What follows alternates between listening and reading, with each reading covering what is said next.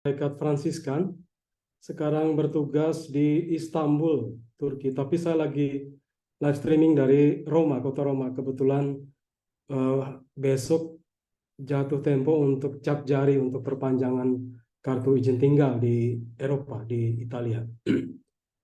Jadi saya tinggal di Istanbul di sebuah rumah untuk proyek dialog antaragama dan ekumenisme. Di sana ada 6 orang, 3 dari Afrika, Kongo, 1 Indonesia, 1 Prancis, 1 Amerika, dan kami ber-6. Di Turki ada 2 rumah, di Istanbul dan Izmir. Kalau Bapak Ibu transit di Istanbul, welcome di tempat kami. Tempat kami cukup sentral di tempat itu.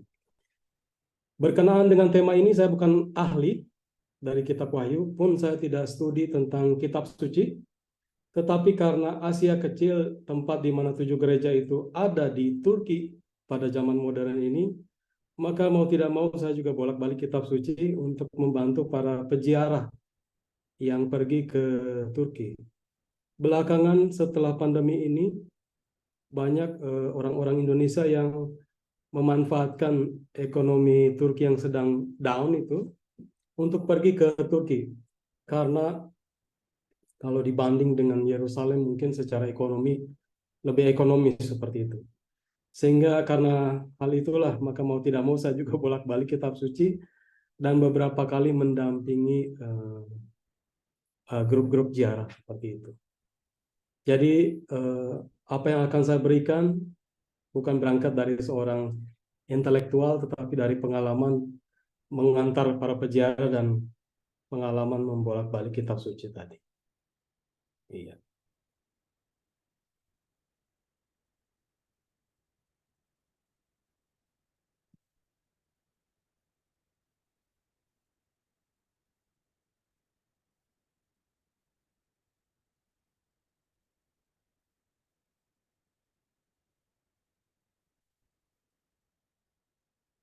Halo?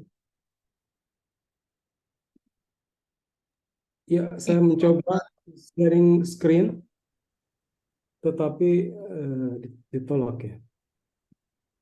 Share. Iya.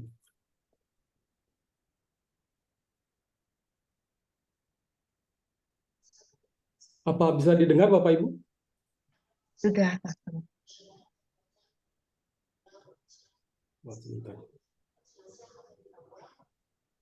Ya, saya ingin membuka sharing ini dengan salam dari surat pertama Rasul Petrus. Bapak Ibu kalau membuka surat Rasul Petrus, itu akan mengantar kita ke Asia Kecil, tempat di mana surat kepada 7 gereja dalam kitab Wahyu itu ditulis.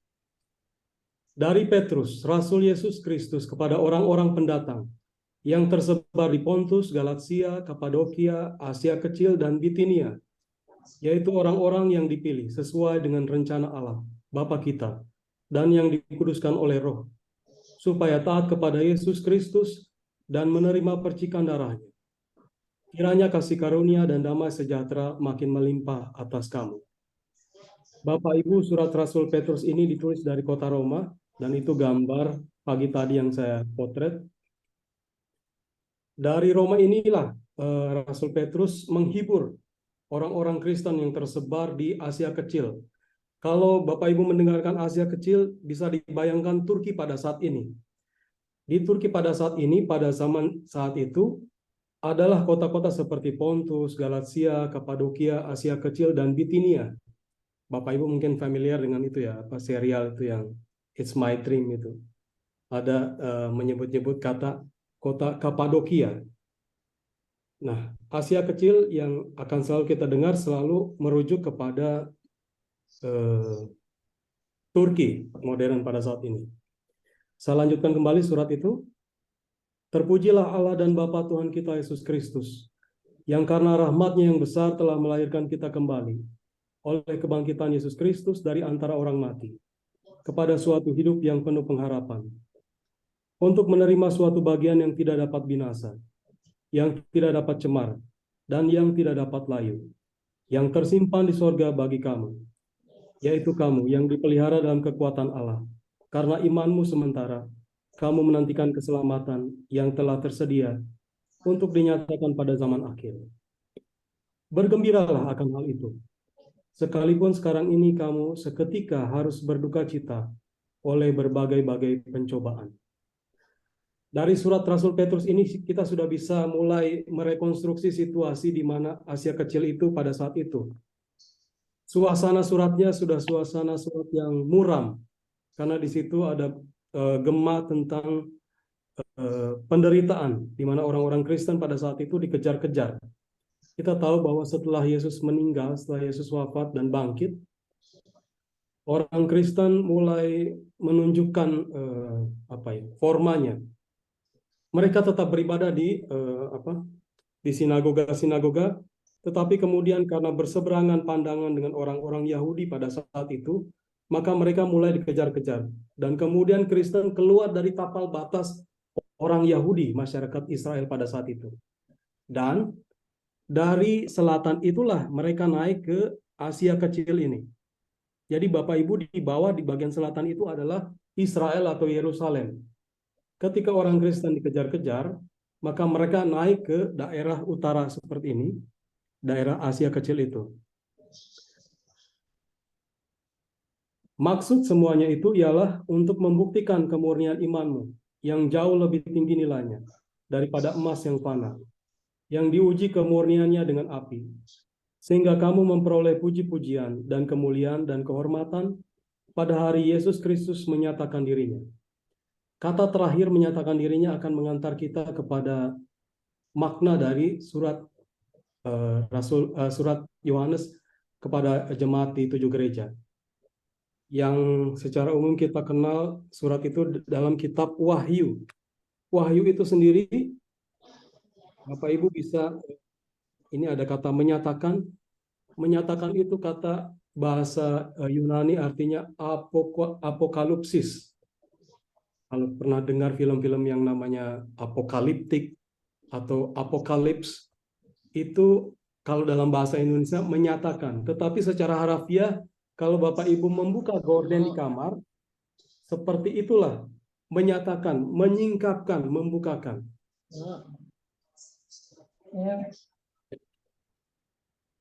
Bapak Ibu, sekarang di manakah kita berada? Kita melihat di screen ada gambar Yesus dan ada tulisan surat Rasul Yohanes kepada jemaat di 7 gereja. Saya bacakan saja. Inilah wahyu Yesus Kristus yang dikaruniakan Allah kepadanya, supaya ditunjukkannya kepada hamba-hambanya apa yang harus segera terjadi. Dan oleh malaikatnya yang diutusnya, ia telah menyatakannya kepada hambanya Yohanes. Jadi surat ini ditulis oleh Yohanes, didiktekan oleh Yesus sendiri yang hadir, yang menampakkan diri kepada Yohanes di Pulau Patmos. Jadi Bapak Ibu, Pulau Patmos itu terletak kembali lagi ke belakang. Ini adalah Asia Kecil atau Turki bagian barat, dan Pulau Patmos itu ada di bagian depannya, sebelah sini. Nah, dari pulau itulah kemudian Yesus yang menampakkan diri dan menyuruh Yohanes untuk menuliskan suratnya itu, ditulis dan kemudian dikirimkan. Nah, sekarang Bapak Ibu, saya ajak Bapak Ibu untuk menjadi seorang pembawa kartu pos. Bayangkan Bapak Ibu, di tangan Bapak Ibu ada surat, gulungan surat itu, dan kita berperan sebagai tukang pos yang membawa surat itu. Gambar ini amat penting, gambar di halaman pertama ini amat penting. Saya sudah baca tadi bagian ayat pertamanya. Yohanes telah bersaksi tentang firman Allah dan tentang kesaksian yang diberikan oleh Yesus Kristus, yaitu segala sesuatu yang telah dilihatnya. Berbahagialah ia yang membacakan dan mereka yang mendengarkan kata-kata nubuat ini, dan yang menuruti apa yang ada tertulis di dalamnya, sebab waktunya sudah dekat. Jadi kita membawa kabar sukacita. Dia bilang, berbahagialah ia yang membacakan dan mereka yang mendengarkan. Bayangkan saja sekarang Bapak Ibu, kita berziarah di Asia Kecil. Berziarah dari satu jemaat gereja ke jemaat yang lain, sambil membawa kartu pos ini. Sambil membawa, ibaratnya di tangan Bapak Ibu ada gulungan surat yang didiktekan oleh Yesus kepada Yohanes itu sendiri. Nah, oleh karena itu, saya menyebut Zoom ini sebagai surat kasih Allah kepada 7 jemaat gereja di Asia Kecil. Kenapa surat kasih Allah? Surat itu dalam bahasa Indonesia kan bentuknya seperti ini saja, surat seperti ini. Tapi ternyata saya temui dalam bahasa Turki surat itu berarti wajah. Itu juga termasuk juga disebutkan dalam bahasa Arab itu surat itu adalah wajah. Jadi kalau kita kembali lagi kepada wajah Yesus yang dilukiskan dalam screen sekarang, Bapak Ibu bisa melihat screen. Inilah wajah Yesus kira-kira kalau penglihatan Yohanes itu dilukiskan, maka bentuknya seperti ini. Dan kenapa saya sebut Zoom ini sebagai surat kasih Allah? Karena di setiap suratnya, di setiap kepala suratnya itu, maka bagian per bagian dari wajah Yesus itu yang nampak itu akan diulang kembali. Jadi nanti surat itu akan mempunyai struktur seperti pertama mendeskripsikan Yesus dengan bagian tertentu. Jadi ada bagian wajahnya, ada bagian bintang yang dideskripsikan, ada bagian kunci seperti ini, ada bagian 7 kaki dian, ada bagian kaki Yesus, dan semacam-macam. Sehingga sayangnya kita jauh ya. Kalau setiap pada kelompok peziarah saya pasti memperlihatkan, Bapak Ibu bisa melihat ini saya membuat di satu tulisan. Ini adalah suratnya, dan di atas kepala surat itu selalu muncul deskripsi bagian dari wajah Yesus itu, bagian dari tubuh Yesus. Ini disebut surat kasih karena seolah-olah kalau kita membaca dari jemaat ke jemaat yang lain, maka kita akan melihat gambar Yesus seperti puzzle yang kalau kita rangkai akan menjadi utuh seperti ini. Menurut saya ini adalah bentuk yang romantis ya. Kalau seorang kekasih menulis surat kepada kekasih lainnya kan dia akan menggambarkan keseharian hidupnya, keadaan dirinya, sehingga surat itu semacam puzzle dari sang kekasih itu. Begitu juga kita yang membawa surat ini, kita sedang memberikan bagian-bagian tubuh Yesus kepada setiap jemaat. Itu mau menyatakan bahwa Yesus itu memberikan dirinya kepada setiap jemaat, kepada kita semua, pun kepada kita yang menjadi tukang pos yang membawa surat itu. Oleh karena itu, ini judulnya adalah Surat Kasih Allah kepada 7 jemaat gereja di Asia Kecil. Perjalanan kita dari jemaat pertama, kedua, ketiga, keempat, sampai yang ketujuh nanti, kemudian akan membantu kita merangkai gambaran utuh Yesus. Pada saat bersamaan gambaran itu diberikan kepada jemaat, itu sama seperti kita melakukan persatuan. Bayangkan Bapak Ibu, saya misalnya menulis surat kepada kekasih saya ya. Saya menggambarkan diri saya dan surat itu disampaikan kepada sang kekasih itu. Maka bukankah itu adalah pemberian diri saya? Bahasa lain, kata lain dari komuni. Komuni itu kan bersatu. Semua gambaran pecahan yang diberikan kepada setiap jemaat itu adalah gambaran yang kemudian kalau kita rangkai, itu akan memperlihatkan kepada kita pemberian diri Yesus. Diri Yesus kepada kita. Dan ini mengingatkan kembali kepada kita bahwa kita diciptakan dari sabda. Tulisan Paulus memuat banyak hal tentang bahwa alam semesta ini diciptakan dari sang sabda. Dan itu memperlihatkan kepada kita, juga mengingatkan kepada kita gema kitab Kejadian bahwa kita diciptakan segambar dan serupa dengan Allah. Bukankah ini juga adalah Tuhan Allah? Yesus adalah Tuhan Allah kepada kita. Sehingga ketika saya sebagai jemaat, misalnya jemaat di Efesus, di Smyrna dan sebagainya, melihat gambar Allah, Yesus Kristus itu, maka kita melihat gambaran diri kita sendiri. Siapa saya sejatinya, saya lihat dalam cerminan diri saya. Jadi setiap kali jemaat membaca atau mendengarkan surat dari Yesus itu, kemudian mereka diteguhkan. Siapa diri mereka itu mereka temukan ketika melihat Yesus dalam setiap kepala surat itu. Atau secara sederhananya, bayangkan Bapak Ibu, gambar ini adalah sebuah cermin. Kalau Bapak Ibu bercermin kepada gambar ini, maka apa yang Bapak Ibu lihat? Tentu saja gambaran Bapak Ibu sendiri. Tetapi cermin ini menampakkan juga gambaran Yesus. Artinya kita diciptakan segambar dan serupa dengan Allah. Siapakah Allah itu? Allah adalah kasih.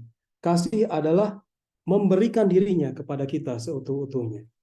Memberikan diri itu seperti apa? Itu akan kita jumpai dalam setiap kisah, setiap surat yang ditujukan kepada setiap jemaat gereja. Lalu bagian hal lain yang amat menarik adalah seperti saya sudah katakan tadi, kitab Wahyu. Kata Wahyu ini berarti menyingkapkan. Kalau Bapak Ibu punya di kamar kan ada jendela ya. Jendela itu pasti ada gordennya. Ketika menyingkapkan gorden itu, itulah penyingkapan, pernyataan. Jadi surat ini menyingkapkan diri Yesus sendiri. Nah, pertanyaannya, kok kenapa disingkapkan? Apakah pernah ada yang menutup? Jadi surat kepada 7 jemaat ini mau memperlihatkan bahwa adanya perpindahan, adanya transisi antara perjanjian lama dan perjanjian baru. Perjanjian lama yang diwakili oleh Musa, kita ingat waktu Musa itu mendapatkan penampakan Allah di Gunung Horeb, ketika dia turun dari gunung itu maka wajahnya bercahaya, bersinar-sinar. Supaya orang tidak melihat cahaya itu, maka wajah Musa itu ditutup. Dan sampai pada zaman Yesus datang, orang-orang yang melihat Yesus pun bukan hanya wajahnya, tetapi hati mereka tertutup kepada Yesus. Itulah yang menutup hati mereka, sehingga mereka tidak melihat Yesus itu. Sehingga nanti ya, ada di kisah beberapa gereja yang memperlihatkan bagaimana orang Yahudi itu tidak mampu untuk melihat bahwa dalam iman orang-orang Kristen Yahudi, ternyata Yesus itu menyingkapkan janji Allah itu. Jadi ketika orang-orang Yahudi pada saat itu tidak mampu untuk berbalik dan melihat Allah dalam diri Yesus, maka mereka tetap berada dalam dosanya itu tadi. Maka gambaran gulungan ini mau memperlihatkan kepada kita bahwa perlahan demi perlahan gambaran siapa Yesus yang adalah Allah itu diperlihatkan kepada setiap kelompok jemaat itu. Surat kepada jemaat di Efesus. Bapak Ibu kalau membaca kitab suci, terutama kitab Wahyu, surat kepada jemaat di Efesus, maka akan kelihatan strukturnya kepada jemaat di Efesus. Bapak Ibu bisa lihat ini ada kursor yang saya gerak-gerakan. Inilah firman dari Dia yang memegang ketujuh bintang itu di tangan kanannya. Jadi ini. Dan berjalan di antara ketujuh kaki dian emas itu. Lihat, setiap kepala surat itu selalu memuat nukilan gambar Yesus. Dia yang memegang ketujuh bintang dan dia yang berjalan di tengah-tengah tujuh kaki dian itu. Aku tahu segala pekerjaanmu, baik jerih payahmu maupun ketekunanmu. Aku tahu bahwa engkau tidak dapat sabar terhadap orang-orang jahat. Bahwa engkau telah mencobai mereka yang menyebut dirinya rasul, tetapi yang sebenarnya tidak demikian.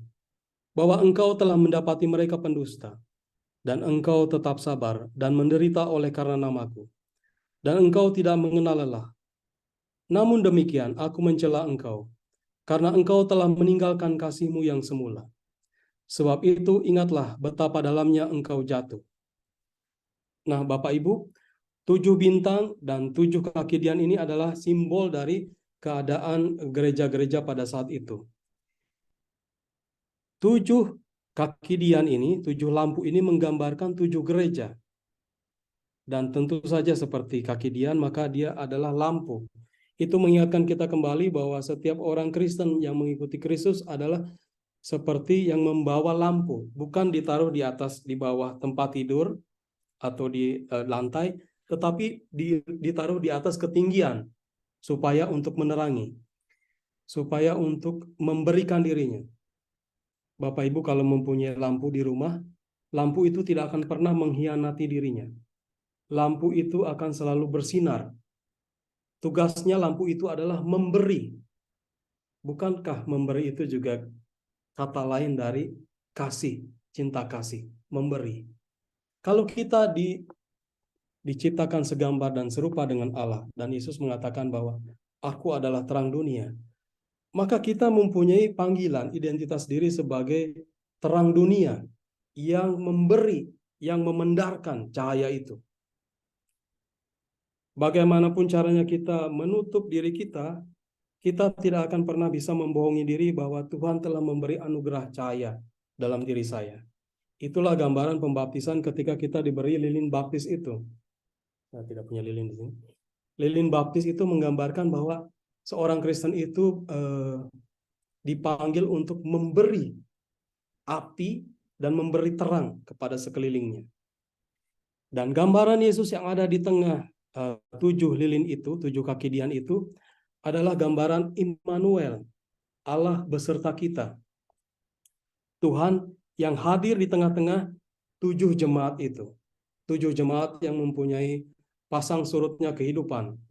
Ada yang dianiaya, ada yang diberi kelimpahan berkat, tetapi di dalam pasang dan surut situasi jemaat gereja itu, Yesus tetap hadir. Dan dia memegang 7 bintang itu mau menggambarkan bahwa bintang itu adalah gambaran dari malaikat, tetapi malaikat, kata lain malaikat adalah pemberi kabar. Mau mengatakan juga adalah pemimpin jemaat. Jadi pemimpin jemaat itu ada di tangan Yesus. Maka kalau kita dipanggil sebagai pemimpin jemaat, maka kita sadar bahwa tangan Tuhan itu ada di bawah kita. Dialah yang menopang diri kita. Nah, jemaat Efesus ini dipuji sebagai jemaat yang melaksanakan ajaran Tuhan Yesus dengan amat baik. Terbukti dengan bahwa mereka menolak ajaran-ajaran palsu pada saat itu. Tetapi jemaat ini juga jemaat yang dicela karena mereka melupakan kasih yang pertama. Ingat, kita sebagai tukang pos membawa surat kasih Allah kepada yang dikasih itu, yang mengasihi dan yang dikasih itu. Nah, di antara yang mengasihi dan yang dikasih itu selalu ada distraksi-distraksi yang mengaburkan relasi mereka, cinta kasih mereka. Ibaratnya antara Kristus sebagai kepala dan kita sebagai tubuhnya, di antara kepala dan tubuh itu selalu ada distraksi. Tidak selalu pikiranku adalah pikiranmu, jalanku adalah jalanmu. Seperti itu.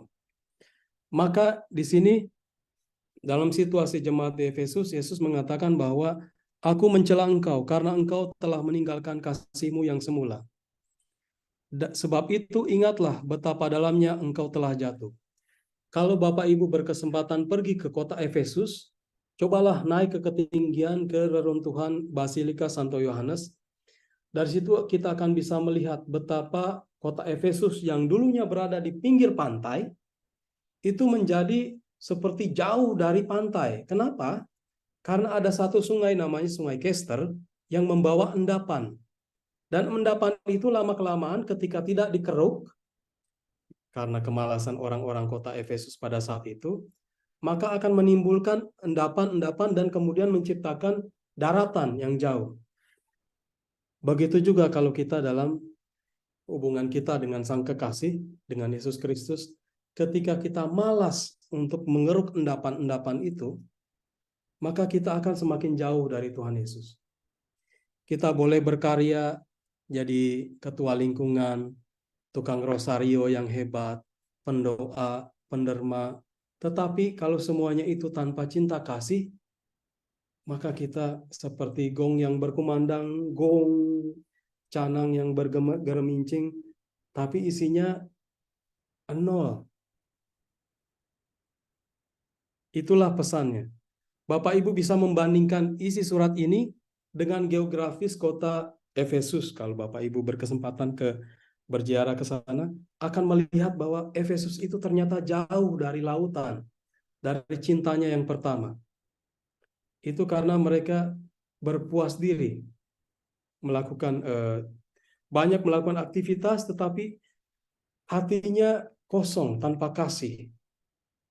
Perbuatan tanpa kasih tentu saja hampa di dalam dirinya. Bertobatlah dan lakukanlah lagi apa yang semula engkau lakukan. Jika tidak demikian, aku akan datang kepadamu, dan aku akan mengambil kaki dianmu dari tempatnya, jikalau engkau tidak bertobat. Tetapi ini yang ada padamu, yaitu engkau membenci segala perbuatan pengikut-pengikut Nikolaus, yang juga kubenci. Siapa Nikolaus? Nikolaus adalah seorang yang kafir, dan kemudian masuk menjadi seorang Yahudi, dan kemudian menjadi Kristen, dan kemudian murtad lagi. Kenapa? Karena dia mempunyai pandangan bahwa Yesus itu akan hadir kembali untuk memerintah kerajaan duniawi selama 1000 tahun secara harafiah seperti itu. Tujuannya adalah untuk mendapatkan pengikut. Jadi lihat, Yesus yang menggenggam di atas tangannya itu 7 bintang, yang artinya adalah ketua-ketua jemaat atau pemimpin-pemimpin jemaat. Ternyata seringkali kepemimpinan itu kita tidak dasarkan dengan topangan tangan Yesus. Kalau bukan tangan Yesus yang menopang, maka pemimpin-pemimpin pun bisa terhambur, jatuh kemana-mana. Begitulah makna dari Nikolaus itu. Siapa bertelinga, hendaklah ia mendengarkan apa yang dikatakan Roh kepada jemaat-jemaat. Kata siapa bertelinga hendaknya itu mendengarkan itu akan diulangi ke 6 jemaat berikutnya. Bapak Ibu, kalau kita kan punya telinga ya, kalau kita mendengarkan dengan sungguh, maka kita seperti mempersatukan hati. Bukan hanya mendengar lalu pergi, dan demikian. Ini telinga ini gambarannya seperti setengah hati kita. Dan kalau kita mendengarkan, maka gambaran itu kita menempatkan setengah hati itu menjadi sepenuh hati. Maka itulah yang mau diperlihatkan oleh Yesus. Hati yang penuh kasih, yang melayani sesama. Bukan karena ingin mendapatkan pengikut, ingin mendapatkan pamor, tetapi karena Tuhan Yesus sudah lebih dahulu menopang saya. Tuhan Yesus sudah lebih dahulu memantik api kasih itu dalam pembaptisan. Dan ia adalah Emmanuel yang ada bersama-sama dengan mereka pada saat itu. Siapa bertelinga hendaklah ia mendengarkan apa yang dikatakan Roh kepada jemaat-jemaat. Barang siapa menang, dia akan kuberi makan dari pohon kehidupan yang ada di Taman Firdaus. Jadi pada saat itu kota Efesus amat gandrung dengan penyembahan Dewi Artemis, Dewi kesuburan. Dan mereka menempatkan Dewi Artemis itu di sebuah kuil. Di tengah kuil itu, di mana di atapnya itu ada sebuah bolongan, di mana cahaya itu bisa masuk, dan tepat di atas cahaya itu, di bawah cahaya itu, tumbuhlah semacam tanaman. Ini mengingatkan kembali, kalau dalam surat kepada jemaat Efesus, mengingatkan kembali Adam dan Hawa yang setelah berdosa makan dari buah pengetahuan yang baik dan yang jahat itu. Dan ketika Yesus memberikan janji untuk memberikan makan dari pohon kehidupan, maka ia mau mengatakan bahwa Yesus itu memulihkan hubungan antara ia yang mengasihi kita dan kita yang jauh dari Yesus itu, telah jauh. Ingat tadi, karena sungai Kester itu, maka kota Efesus seperti jauh, gitu ya, karena kemalasan kita mengeruk endapan-endapan itu tadi. Maka diberi makan dari pohon kehidupan mau mengatakan bahwa kita itu direkonsiliasi dengan sang kekasih itu tadi. Itulah gambaran jemaat di kota Efesus. Ya, Bapak Ibu nanti mungkin bisa men-save ini PowerPoint-nya untuk mengulangi kembali supaya kita cepat saja. Jemaat yang kedua adalah jemaat di Smyrna. Dan tuliskanlah kepada malaikat jemaat di Smyrna. Inilah firman dari yang awal dan yang akhir, yang telah mati dan yang hidup kembali. Aku tahu kesusahanmu dan kemiskinanmu, namun engkau kaya, dan fitnah mereka yang menyebut dirinya orang Yahudi, tetapi yang sebenarnya tidak demikian. Sebaliknya mereka adalah jemaah iblis. Jangan takut terhadap apa yang engkau derita. Sesungguhnya iblis akan melemparkan beberapa orang dari antaramu ke dalam penjara, supaya kamu dicobai dan kamu akan beroleh kesusahan selama 10 hari. Hendaklah engkau setia sampai mati, dan aku akan mengaruniakan kepadamu mahkota kehidupan. Siapa bertelinga, hendaklah ia mendengarkan apa yang dikatakan Roh kepada jemaat-jemaat. Barang siapa menang, ia tidak akan menderita apa-apa oleh kematian yang kedua. Tidak ada celaan Yesus pada surat ini, dan kembali di setiap kepala surat, terutama kepala surat kepada jemaat di Smyrna, dideskripsikan Yesus sebagai firman dari yang awal dan yang akhir, yang telah mati dan hidup kembali. Smyrna adalah jemaat yang mengalami pengejaran yang amat hebat, karena di situ juga digambarkan bahwa Yesus mengetahui kesusahan mereka dan kemiskinan mereka. Namun mereka juga dipuji karena di balik kemiskinan dan kesusahan itu mereka dikatakan kaya, karena mereka tidak akan mengalami kematian yang kedua.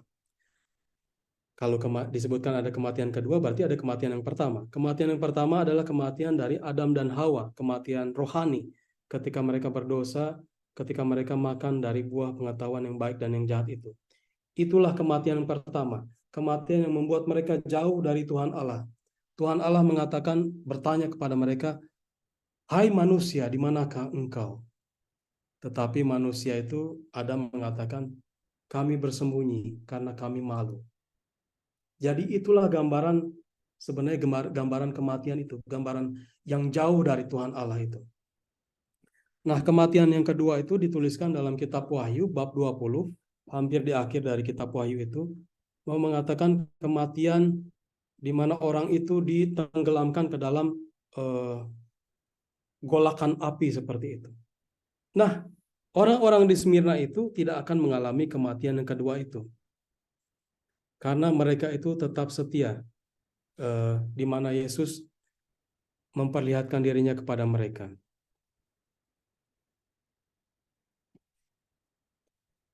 Wahyu Kristus kepada jemaat di Smyrna memuji jemaat ini karena kemiskinan materialnya, tetapi juga karena kekayaan rohaninya, dan mengakui bahwa mereka telah dianiaya dengan kejam.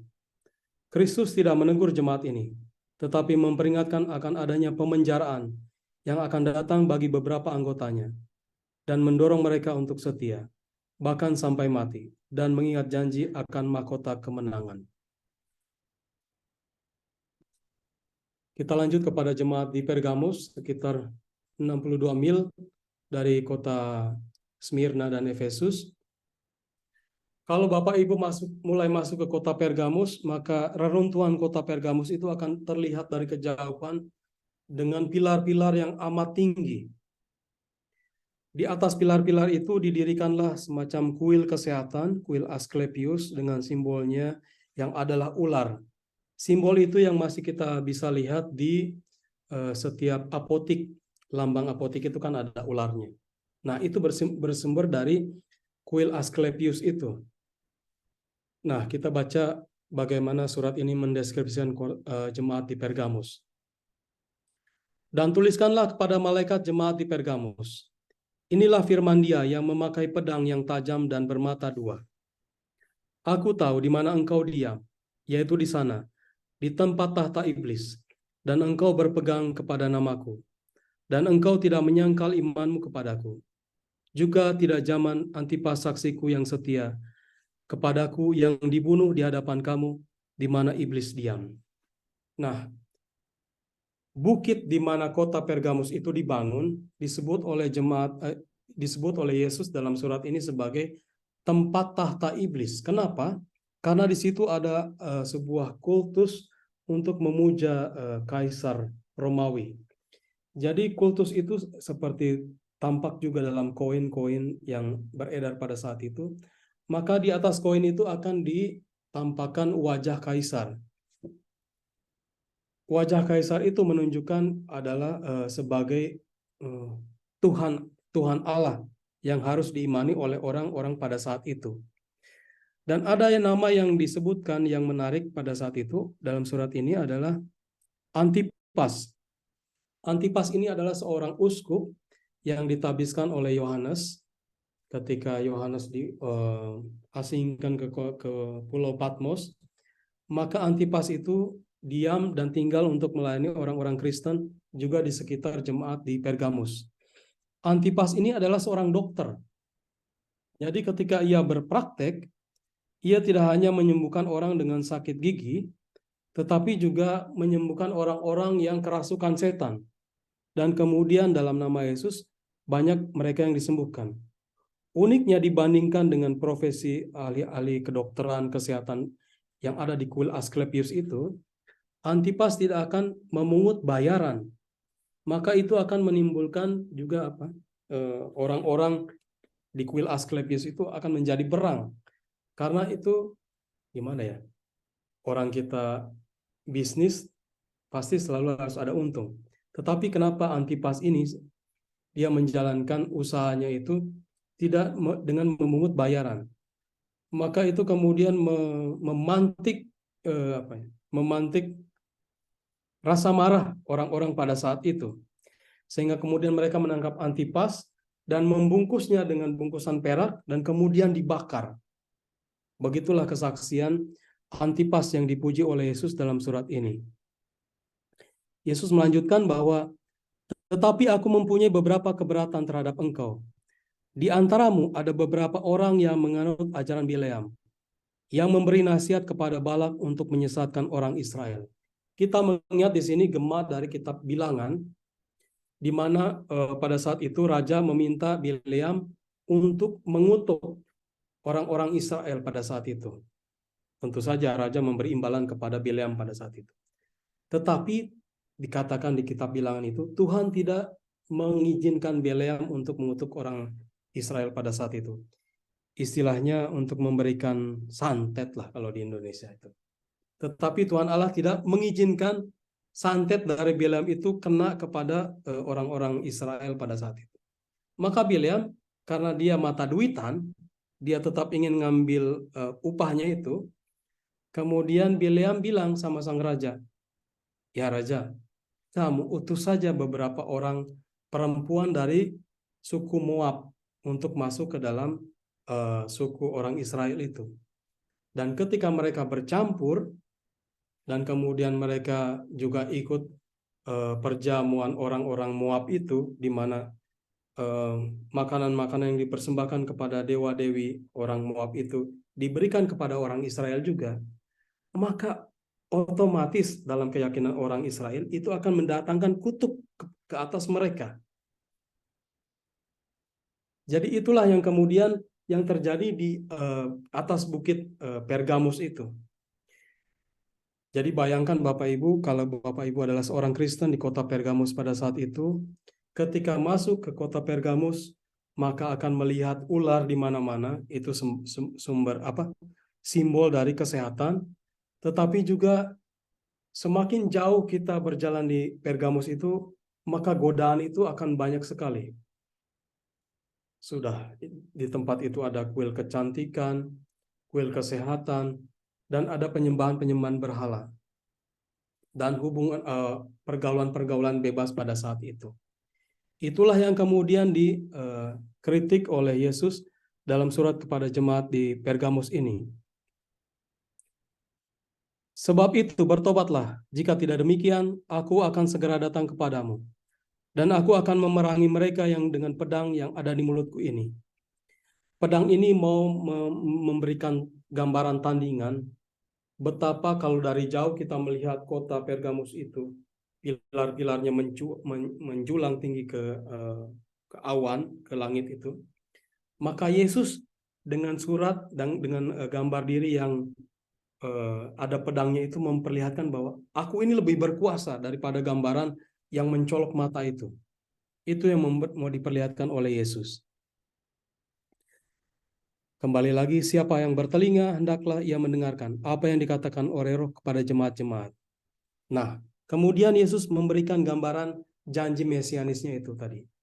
Saya lupa tadi menyebut bahwa di setiap akhir surat itu Yesus akan memperlihatkan kepada siapa yang mampu untuk melampaui tantangan zaman pada saat itu, maka dia akan menjanjikan sesuatu. Ini gambaran yang kita juga pertahankan dalam liturgi, khususnya dalam liturgi perkawinan. Dalam liturgi perkawinan kan ada pasangan itu saling berjanji. Janji itu kan adalah tanda memberikan diri. Disitulah tanda diungkapkan sakramen itu. Sakramen tanda kehadiran Allah yang menyelamatkan.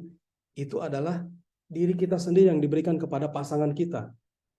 Maka setiap janji mesianis yang diungkap dalam akhir surat itu mau mengatakan bahwa, ingat tadi gambarannya, surat ini adalah antara Yesus sang kekasih dengan kita yang dikasihi. Yesus itu memberikan dirinya lewat gambaran-gambaran itu.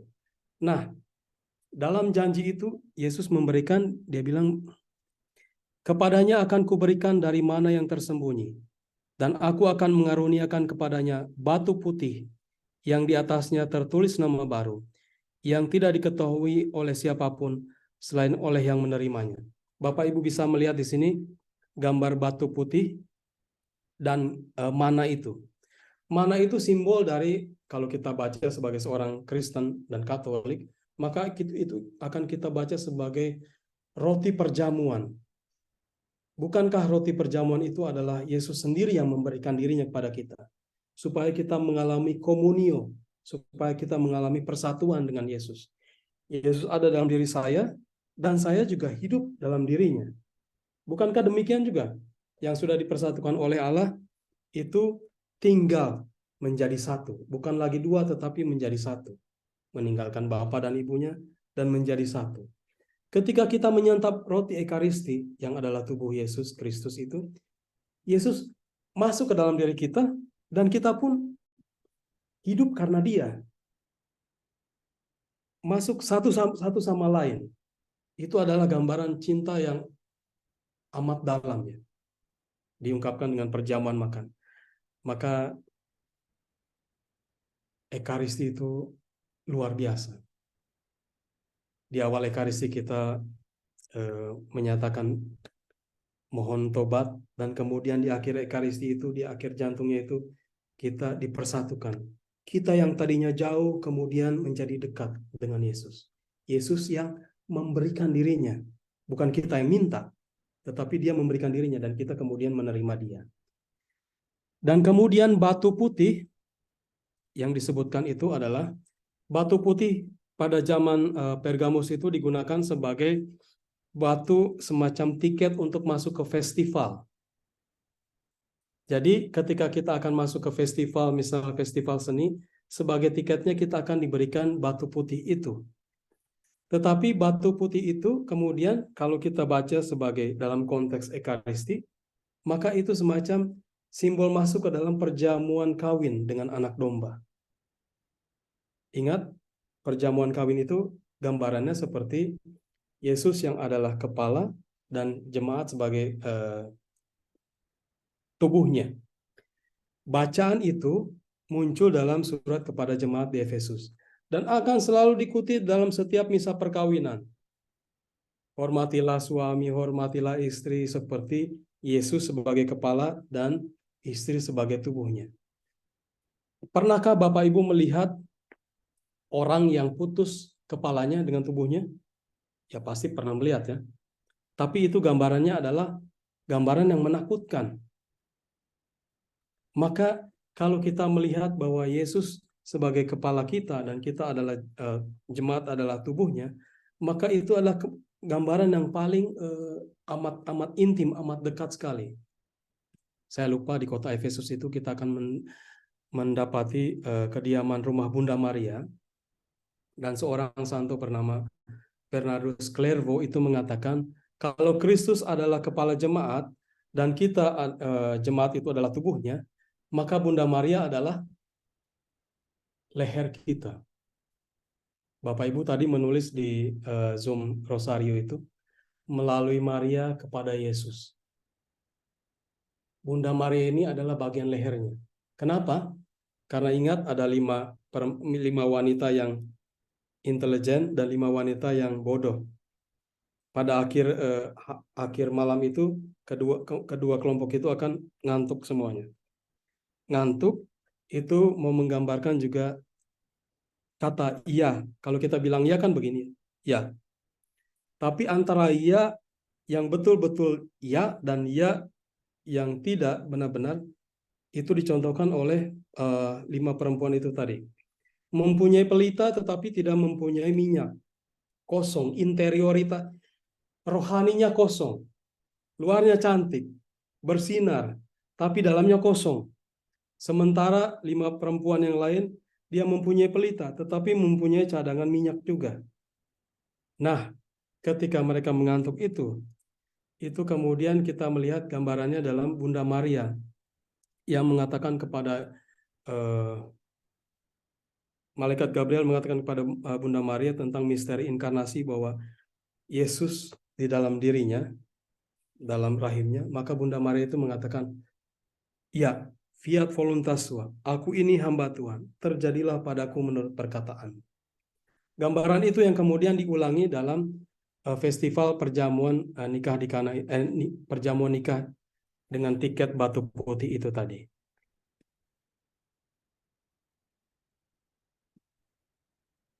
Jemaat berikutnya kepada jemaat di Tiatira.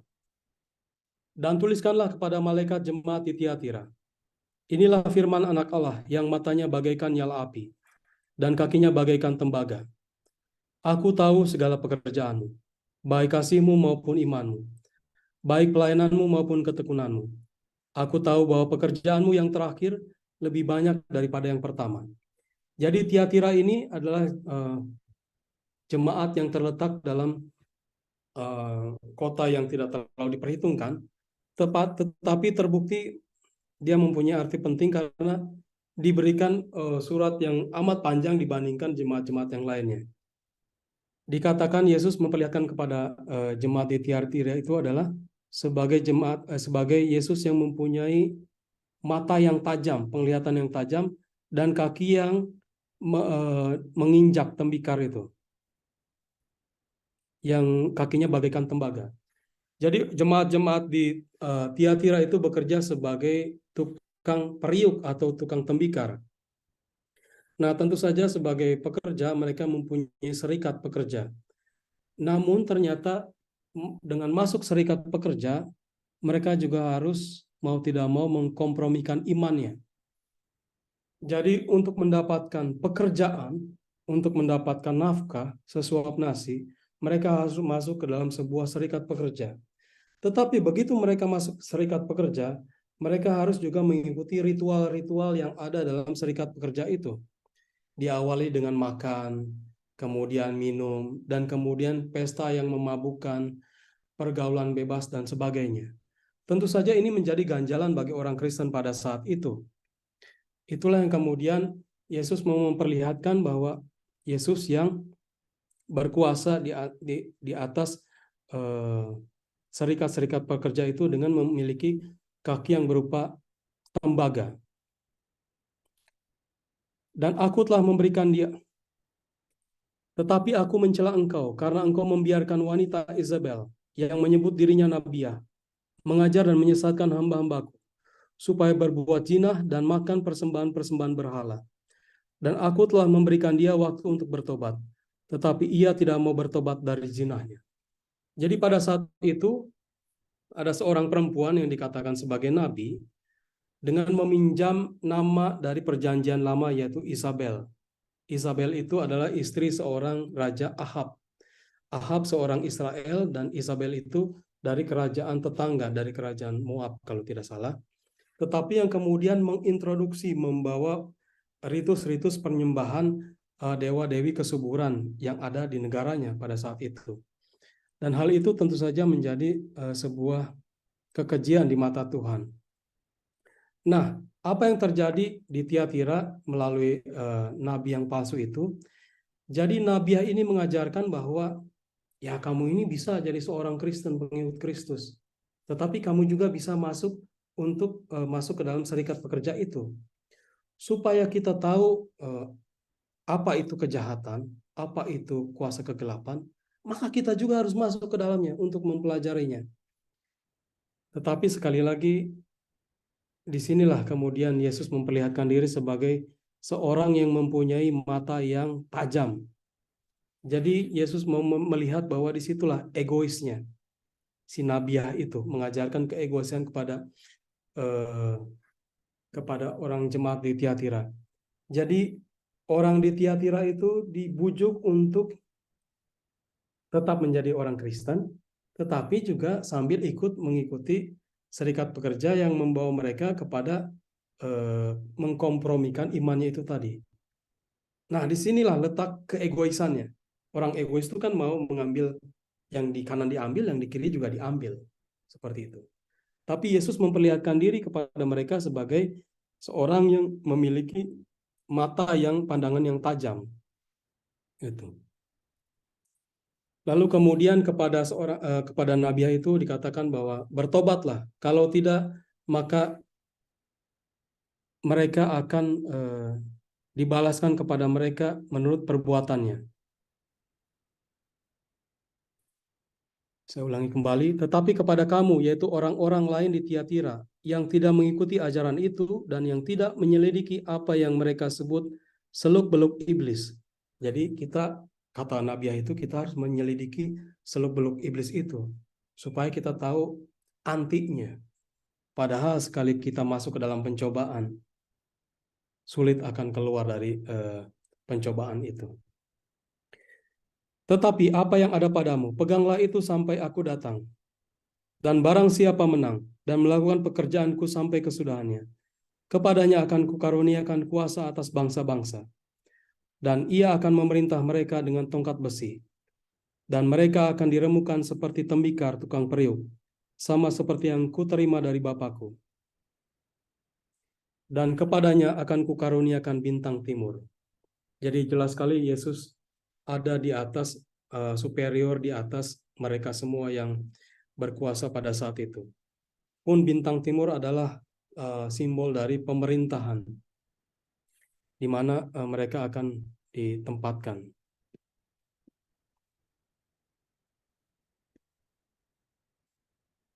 Lalu kepada jemaat di Sardis, berikutnya, dan tuliskanlah kepada malaikat jemaat di Sardis, inilah firman Dia yang memiliki ketujuh roh, Allah dan ketujuh bintang. Aku tahu segala pekerjaanmu. Engkau dikatakan hidup, padahal engkau mati. Ketika Bapak Ibu masuk ke dalam kota Sardis, maka kita akan melihat di sana tebing-tebing dari bukit yang tinggi. Itu memungkinkan orang-orang Sardis itu aman dari serangan bangsa-bangsa di sekelilingnya. Lebih daripada itu, berkat Tuhan mengalir di kota Sardis itu. Ada sebuah sungai yang dimana didapati serbuk-serbuk emas. Dari serbuk-serbuk emas itulah kemudian dibuat kepingan-kepingan emas. Nah, dari kota Sardis itu dibuatlah kepingan mata uang pertama dari emas. Bapak Ibu ingat ya, pasti mungkin kisah Raja Midas. Apapun yang disentuh oleh Raja Midas itu akan berubah menjadi emas. Dan ternyata dia sembuh dari kutukan itu ketika dia menyentuh sungai di kota Sardis itu. Oleh karena itu, sungai di kota Sardis itu berubah menjadi mendapatkan serbuk-serbuk emas itu tadi. Nah, Yesus mengkritik mereka. Aku tahu segala pekerjaanmu, kamu hebat, kamu kaya, dan kamu sukses. Engkau dikatakan hidup, padahal engkau mati. Kenapa dikatakan demikian? Ternyata dalam sejarah didapati orang-orang Persia berhasil memanjat tebing-tebing itu, dan kemudian pada malam hari, semua kota itu dirampok. Begitupun kali kedua, kota Sardis itu kemudian hancur oleh perampokan yang datang pada malam hari. Nah, Yesus bilang, karena itu ingatlah, bagaimana engkau telah menerima dan mendengarnya, turutilah dan bertobatlah. Karena jikalau engkau tidak berjaga-jaga, aku akan datang seperti pencuri, dan engkau tidak tahu pada waktu manakah aku tiba-tiba datang kepadamu. Kita kira aman di kota Sardis itu, dengan benteng pertahanannya, dengan harta kekayaan yang kemudian muncul dari tanah, dari sungai itu. Tetapi Yesus datang, Tuhan datang seperti pencuri pada malam hari. Kita tidak tahu kapan waktunya, tetapi Dia datang. Dan apa yang kita bangun, citra dan sebagainya, hanya dalam hitungan beberapa jam semalam saja semuanya habis. Tetapi di Sardis ada beberapa orang yang tidak mencemarkan pakaiannya. Mereka akan berjalan dengan aku dalam pakaian putih, karena mereka adalah layak untuk itu. Jadi orang-orang Sardis itu terkenal juga dengan barang-barang dagangannya dan terutama dengan pakaian warna merah. Mereka senang untuk berpakaian warna merah. Dan pakaian putih dipakai oleh hanya pahlawan-pahlawan orang Romawi. Ketika masuk kota, mereka akan berpawai dan menggunakan baju putih itu. Nah, baju putih itu kemudian dikutip dalam surat kepada jemaat di Sardis itu. Barang siapa menang dan dia tetap berjaga-jaga, ia akan dikenakan pakaian putih. Yang demikian aku tidak akan menghapus namanya dari kitab kehidupan, melainkan aku akan mengaku namanya di hadapan Bapakku dan di hadapan para malaikat. Jadi pada saat itu kalau ada seorang narapidana yang harus dihukum mati, maka sebelum dihukum mati, kota catatan penduduk di kota itu harus menghapuskan namanya supaya kota istilahnya cuci tangan terhadap kematian orang itu, tidak dikatakan bersalah. Maka setelah dihapus namanya dari buku registrasi, istilahnya data kependudukan di kota itu, maka dia layak dihukum mati. Tetapi Yesus mengambil gambaran ini dan mengatakan, barang siapa tetap berjaga-jaga setia menunggu kedatanganku, maka dia namanya tidak akan dihapuskan dari kitab kehidupan. Seperti itu. Siapa bertelinga hendaklah ia mendengarkan apa yang dikatakan oleh Roh kepada jemaat-jemaat. Nah, ketujuh bintang ini menggambarkan situasi yang mistis, situasi di mana kita tidak tahu kapan maut itu akan datang dan kita akan dijemput oleh sang kekasih itu. Dan ini adalah gambaran baju putih dan buku kitab kehidupan, di mana bagi siapa yang menang dan setia sampai akhir, ia akan dikenakan baju putih itu, baju yang kita terima dalam pembaptisan, dan nama kita akan tetap tercatat dalam kitab kehidupan itu. Jemaat di Philadelphia. Dan tuliskanlah kepada malaikat jemaat di Philadelphia. Inilah firman dari yang kudus, yang benar, yang memegang kunci Daud. Apabila ia membuka, tidak ada yang dapat menutup. Apabila ia menutup, tidak ada yang dapat membuka. Jadi konteksnya dalam jemaat di Philadelphia itu adalah bagaimana orang Kristen Yahudi dan orang Yahudi itu sendiri saling berseteru. Orang Yahudi menutup sinagoga mereka dan membiarkan orang Kristen Yahudi untuk tidak mempunyai tempat untuk beribadat, sama seperti situasi kita di Indonesia. Jemaat-jemaat, kalau nggak salah di kota Bogor juga itu kan ada jemaat Philadelphia ya, yang beberapa saat lalu mereka dikejar-kejar karena tidak sah melakukan ibadat di perumahan, entah perumahan ruko atau di seperti apa. Nah, inilah jemaat Philadelphia. Tetapi ternyata dalam sejarah, kenapa kota ini dinamai Philadelphia? Karena ada seorang raja yang mempunyai adik. Raja itu bernama Adelphus. Dan adiknya itu bernama, saya lupa, Attilus. Nah, adiknya itu digoda oleh kerajaan lain untuk membangkang kepada kakaknya itu. Tetapi karena cinta seorang adik kepada seorang kakak, maka dia menolak suapan dari kerajaan seberang itu untuk tetap setia kepada kakaknya. Maka sang kakak menamai kota itu dengan nama adiknya sendiri, Philadelphos. Philadelphos. Delphos itu artinya saudara, philein itu artinya kasih. Itulah kasih persaudaraan.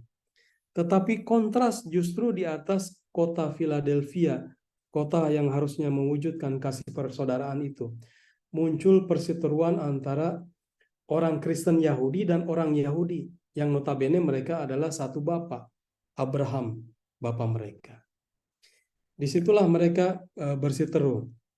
Nah, Yesus memberikan hiburan kepada mereka. Lihatlah, aku telah membuka pintu bagimu. dan yang tidak dapat ditutup oleh seorang pun.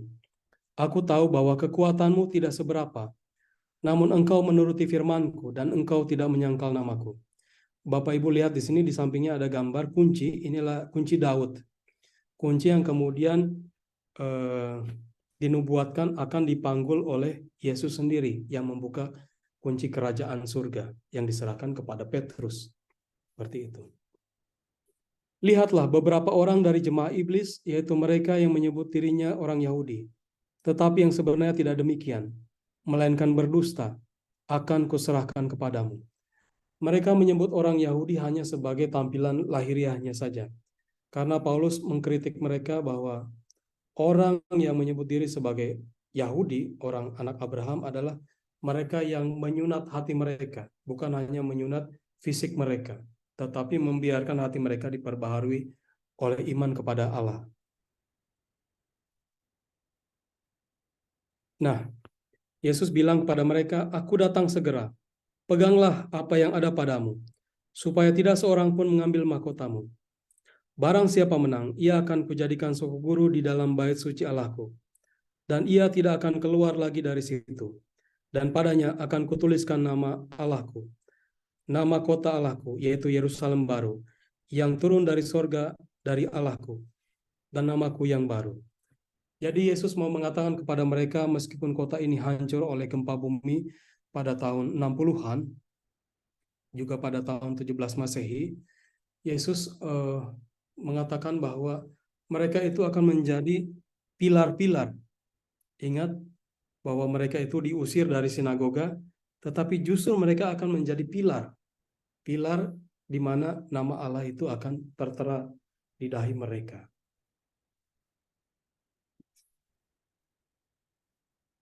Ya, jadi Kristus memuji jemaat Philadelphia yang tetap setia dalam menghadapi pencobaan, meskipun kekuatan mereka terbatas.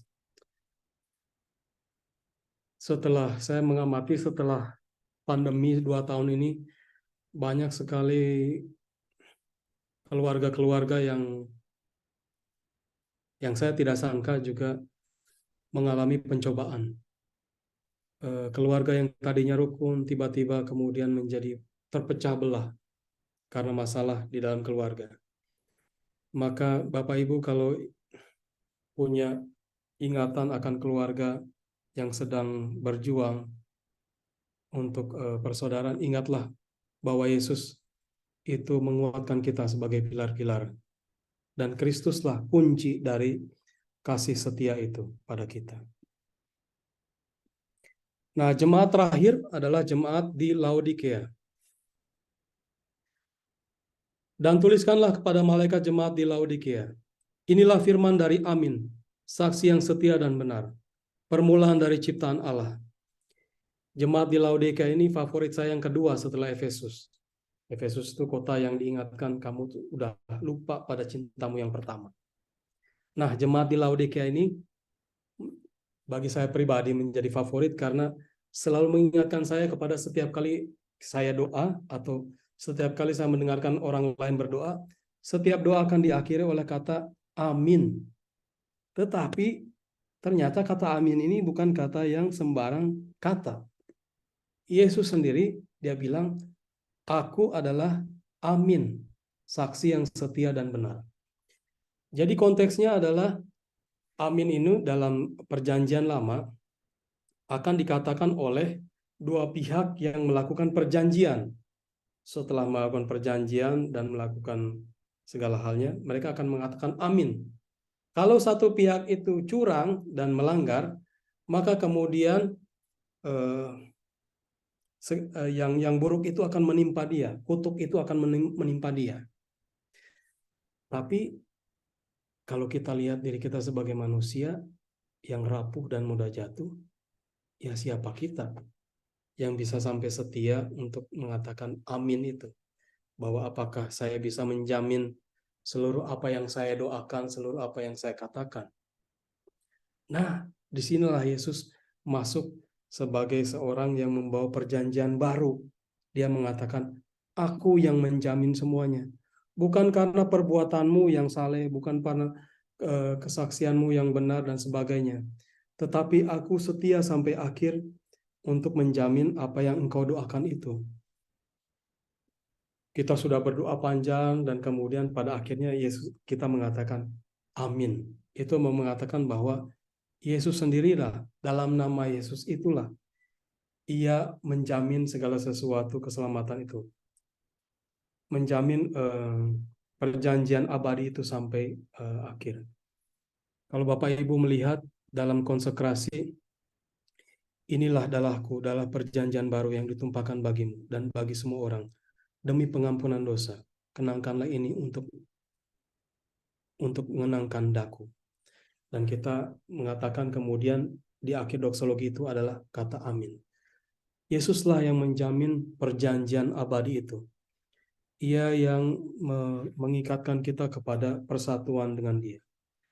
Maka setiap kali kita berdoa dan kita mengatakan amin, disitulah kita menyadari bahwa bukan saya yang melakukan segala sesuatu ini. Karena Yesus yang sudah menopang 7 bintang itu. Karena Yesus yang sudah berjalan di tengah 7 lampu dian itu. Karena Yesus yang kemudian melihat saya. Karena Yesus yang kemudian adalah amin. Saksi yang setia itu. Nah, ini letak Laodikia ini dekat dengan kota, kalau Bapak Ibu pergi ke Turki, kota Pamukkale. Nah, kota ini meskipun kota yang amat kaya, di mana mempunyai banyak bank, mempunyai banyak teater, yang mau memperlihatkan kesuksesan dan kekayaan orang-orang yang diam di kota itu. Tapi Yesus justru juga mengkritik mereka. Jadi karena engkau suam-suam kuku dan tidak dingin atau panas, aku akan memuntahkan engkau dari mulutku. Karena engkau berkata, aku kaya dan aku telah memperkayakan diriku, dan aku tidak kekurangan apa-apa. Dengan kata lain, orang-orang di sini sombong. Orang di Laodikia itu mengimpor air panas dari Pamukkale atau Hierapolis. Tetapi karena jaraknya yang 50 km itu, tentu saja air yang tadinya panas mendidih itu menjadi air yang suam-suam kuku. Tidak lagi berguna, bahkan untuk menjadi obat pun. Lalu orang di Laodikia ini karena kekayaannya bisa mengimpor air yang dingin dari wilayah Kolosea. Karena ada surat Rasul Paulus kepada jemaat di Kolose. Nah, dari Kolose itu diimpor air dingin. Tetapi karena jarak yang jauh, air yang dingin juga menjadi air yang tidak lagi menyegarkan. Maka hanya akan dimuntahkan. Yesus bilang,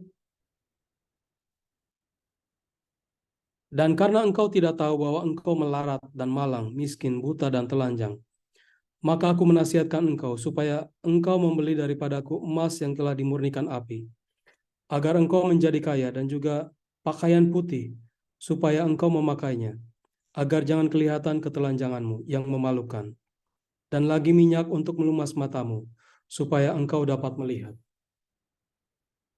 Dengan bahasa lain, Yesus itu mau mengejek bahwa meskipun di kota itu ada satu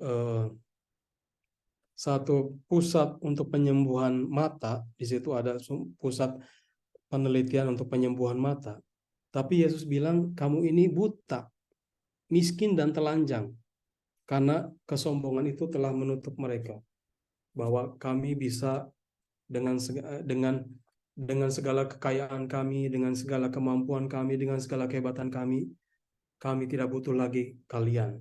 Kami tidak butuh lagi negara-negara tetangga. Uang bisa membeli segalanya. Tetapi yang terjadi adalah bahwa Yesus mengatakan bahwa air yang kamu impor itu, yang panas itu menjadi suam-suam kuku.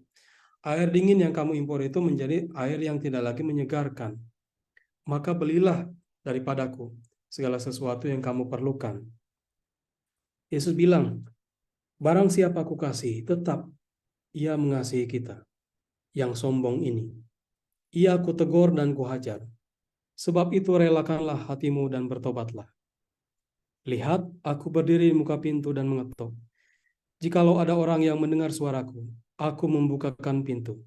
Aku akan masuk dan mendapatkannya, dan aku akan makan bersama-sama dengan dia, dan ia bersama-sama dengan aku. Kita mungkin ingat di sini gema dari Perjanjian Baru, khususnya kisah Yesus yang mengisahkan tentang Lazarus yang mengemis di pintu orang kaya itu. Pada akhirnya Abraham itu yang memeluk Lazarus itu, dan orang kaya itu kemudian tenggelam di api abadi, kematian yang kedua itu tadi. Yesus mengatakan, barang siapa menang, ia akan kududukan bersama-sama dengan aku di atas tahtaku, sebagaimana aku pun telah menang. Siapa bertelinga, hendaklah ia mendengarkan apa yang dikatakan Roh kepada jemaat-jemaat.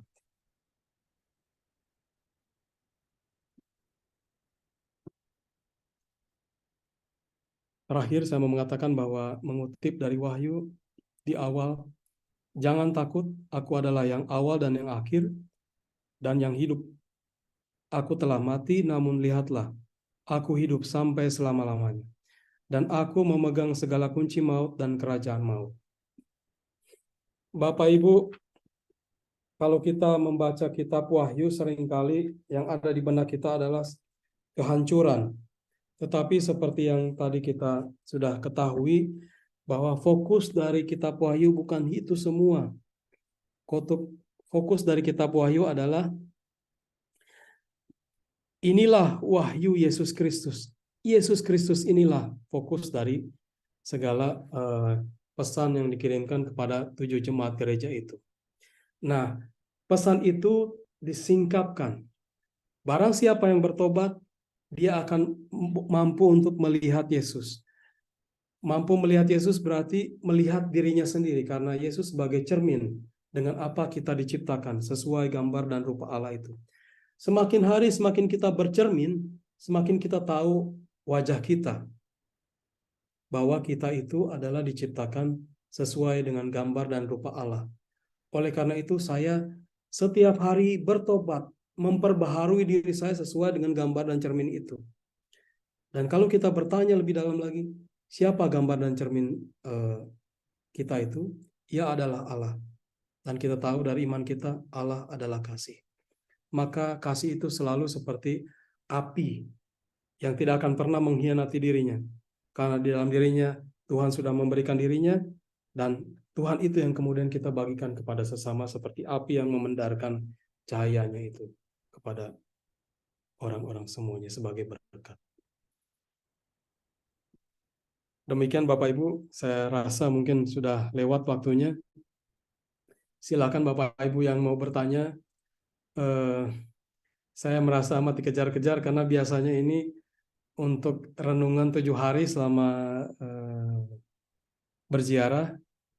Setiap kali membaca surat ini pasti akan muncul kembali gema-gema dari Injil, keempat Injil itu tadi.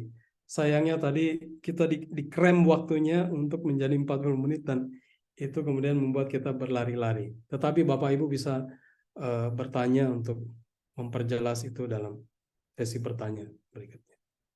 Terima kasih. Ya, terima kasih Pastor Antonius Tuma.